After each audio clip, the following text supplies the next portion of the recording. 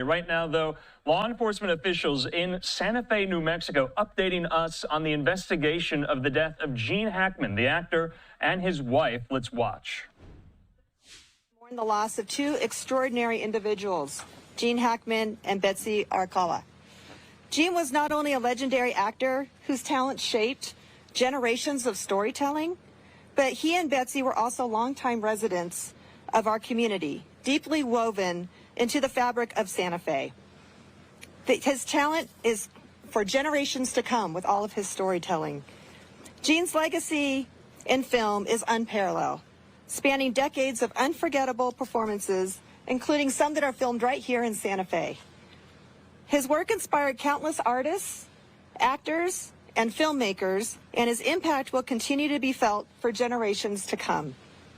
But beyond Hollywood, Gene and Betsy were our neighbors who embraced the Santa Fe lifestyle and embraced Santa Fe as their home. Their kindness, generosity, and love for this city made them more than just icons, but they were a part of our family. Our thoughts are with their loved ones and all who knew them and admired them. We join the film industry, their family, their friends, and all the people of Santa Fe in honoring their memory. Thank you.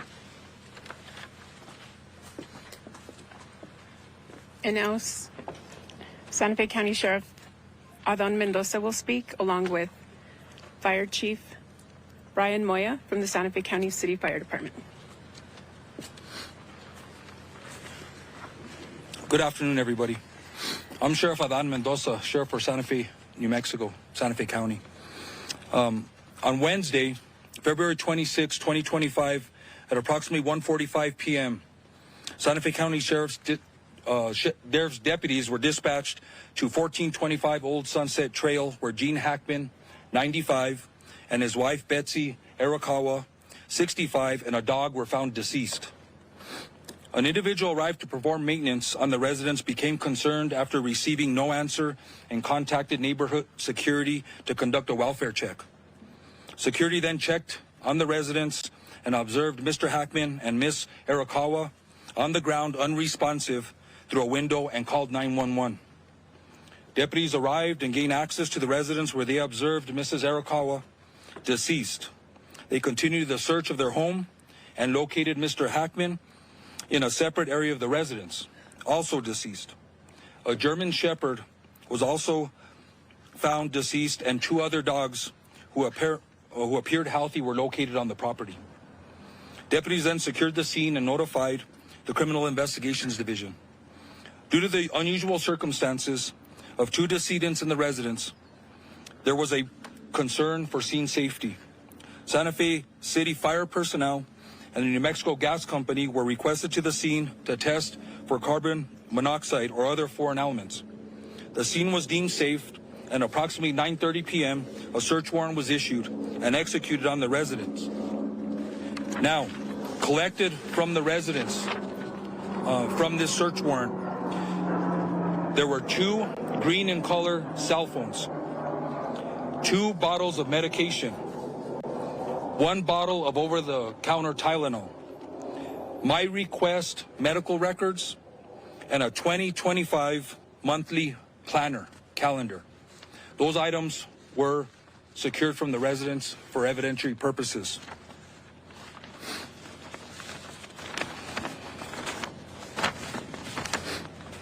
The Santa Fe Animal Control Division worked with family to ensure the safety of the two surviving dogs.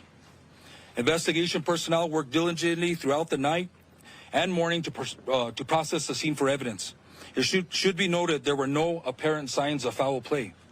In the early hours of Thursday, February 27, 2025, Mr. Hackman and Ms. Arakawa were transported to the office of the medical investigator. An autopsy was performed. Initial findings noted no external trauma to either individual. The manner and cause of death has not been determined. The official results of the autopsy and toxicology reports are pending. Just today, I spoke to Dr. Jarrell, the pathologist from the New Mexico Office of the Medical Investigator. This was at 2:00 p.m. today.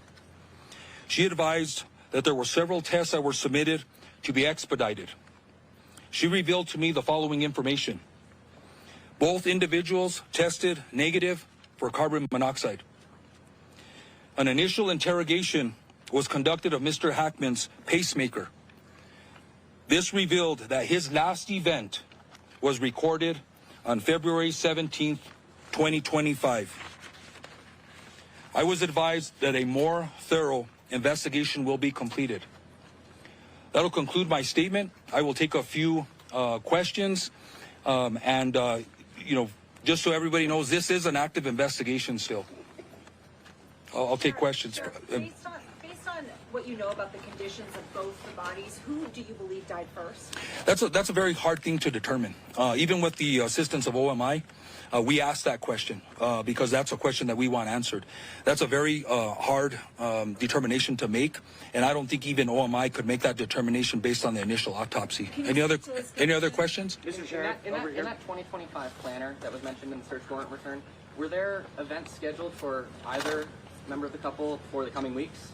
Again, that'll be part of our investigation. We will look and try to gain access to the cell phones. We'll be analyzing cell phone data, phone calls, text messages, events, photos in the cell phone to try to piece a timeline together. One of the things is in an investigation is we try to piece a timeline together, usually before the event happens, and that gives us a lot of information. But in this case, it seems like we're doing a reverse timeline.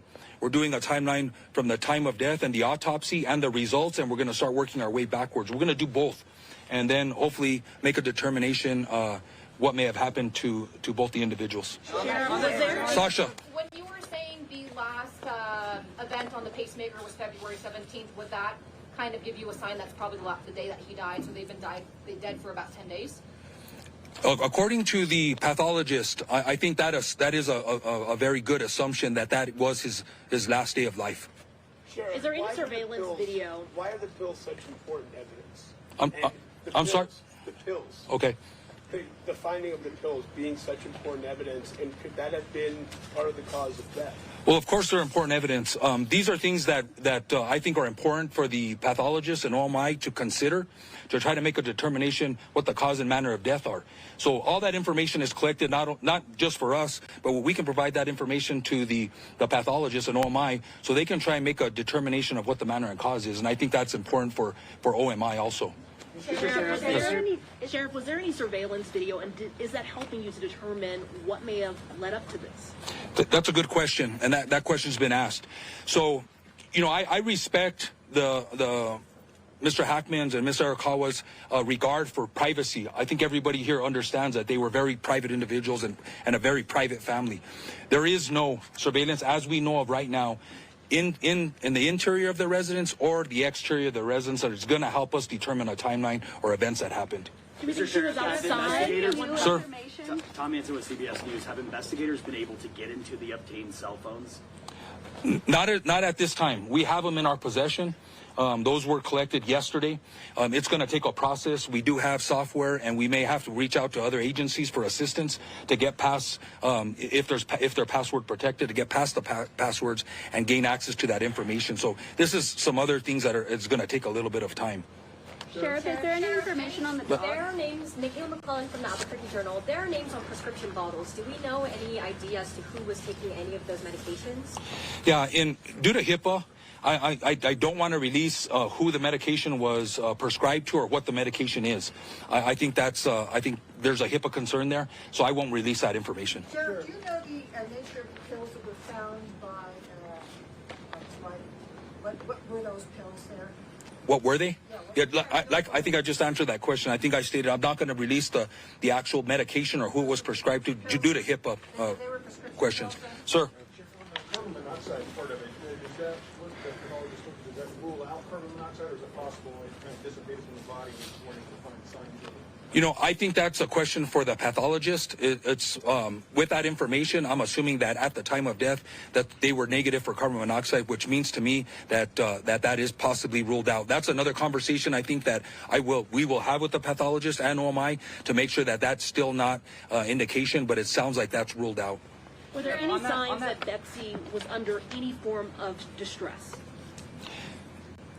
I don't have that information. Again, I didn't personally see the individuals. So there's no indication that there was any stress. There was no indication of any of that I can tell or that I can share, unfortunately. Has foul play been ruled out? Hold on. Anybody else? I know you've asked a question, ma'am. Sheriff, was there any significance to the space heater being located near her head that detailed any more information about how the dogs died? No, I don't think the space, now that we've ruled out carbon monoxide, unless there's something else that comes back in the toxicology report, that we have to look, we're going to look at everything, right? We have photographs, we've documented everything that was close to the body in the room, then we'll look at that a little closer. But right now, there's no indication that has anything to do with it. Were you able to determine whether they fell or not? Like, was there any trauma evidence on the bodies to suggest a fall? No, I don't think there was any indication that again, there was no trauma indicated on the body. I'm assuming if they would have fell or injured themselves or a head injury or brain injury, that would have been discovered by the pathologist. So I'm going to say that they weren't. Just to follow up, you saw the sunglasses and cane on the floor, according to the reports. That would seem to go against that. That's up to the detective and OMI to work out. Yeah. I'm gonna take two more questions, and then that's gonna be it, sir. Can you say what the space heater was powered by? Was it a gas powered or electric powered space heater? I don't know that information right off the top. Sir. How long do you think we'll have more concrete answers of what happened? Again, we're waiting for the autopsy results and the toxicology. The doctor, the pathologist shared that information, which I think some tests were expedited. And so she shared that information with me because she thought it was relevant to the case and important for the public to know. I don't know. I don't know when the cause and the manner will be determined officially, or when the toxicology results come. I'm assuming the pathologist will wait for the toxicology to come back, so that'll help her make her decision on what the cause and manner is. But it could be months or 3 months or longer, in my experience. One more question. When is the last known contact with either Betsy or Gene? Again, that's been one of our challenges because of their privacy. So one of the challenges is trying to determine that timeline. I think the event of the pacemaker gives us an idea, but we're gonna sift through the cell phone records. We're gonna go through the planner. We're contacting workers, maintenance workers, family members, security. We're gonna be talking to security. It's a secure subdivision. There's in and out that I believe is documented. So we're working with them to try and determine, when the last contact was, and that'll help us put together the timeline. So thank you, everybody. I hope this answered some questions. And again, if we get more information, we will release that. I know there is concern and interest in Mr. Hackman and Mrs. Arakawa, and I just appreciate your patience. Thank you.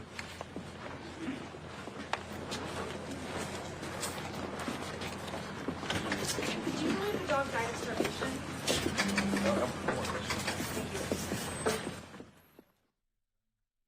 All right, Andrew Kraft here now in the anchor chair. We've just been watching this live press conference outside the Santa Fe, New Mexico Sheriff's Office there.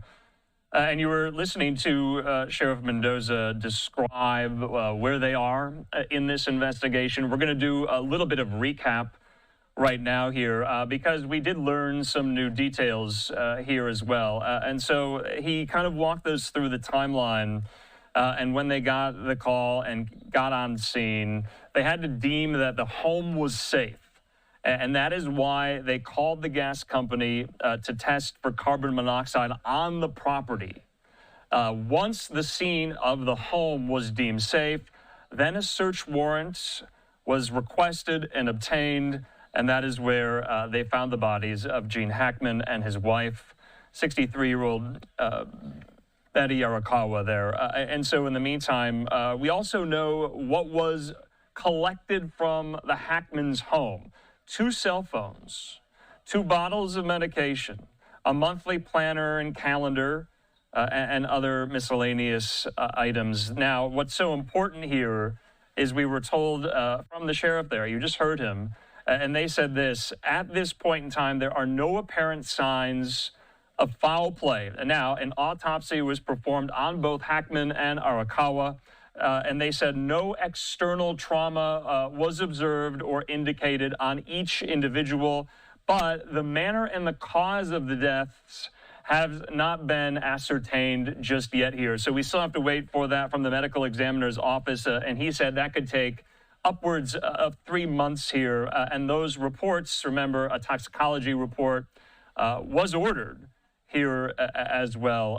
But what's interesting, remember, a lot of people had speculated yesterday when this news came to light that possible carbon monoxide poisoning was to blame here. Now, what's interesting, what was said in that press conference, they said this: both individuals, Hackman and Arakawa, tested negative for carbon monoxide, and that tracks with what the gas company was saying, that some type of carbon monoxide leak was not apparent or present on the property itself there in Santa Fe, New Mexico. Now, another question that so many of us have been asking about this legendary actor and his wife: how long had Hackman and Arakawa been deceased until they were found here? Now, some evidence they have is Hackman's pacemaker. Now, remember, Hackman was 95 years old. He had a pacemaker implanted, and they said that no activity had registered on that pacemaker since February the 17th. The bodies were found just yesterday, the 27th, so about 10 days' time. And that is kind of what they're leading to with the answer to that very, very difficult to answer question: how long were Hackman and Arakawa deceased before they were found? And that can give some indication, possibly 10 days' time here. And so they said their investigation continues, and they're waiting for some of the autopsy reports to come back, toxicology reports to come back there. But they said this: no trauma was indicated on either of the bodies there. Just a very, very sad, sad state of affairs. And we send our condolences to Hackman's family, his friends, and his legion of fans around the world. Remember, we're coming up on Oscars weekend. Hackman won 2 Oscars in his long and brilliant career. And we were talking about his life just yesterday. It was being described to us as just one of the greatest American actors of all time. I had on Sonny Bunch from The Bulwark. He told me if there was a Mount Rushmore of great American actors, Hackman would be up there, no doubt here. So wanted to make sure we got that in. We'll be playing that a little bit later on in replay as well. But like I said, I'm Andrew Kraft. We have a lot of top headlines on this Friday, and let's get to them. But first, a quick commercial break.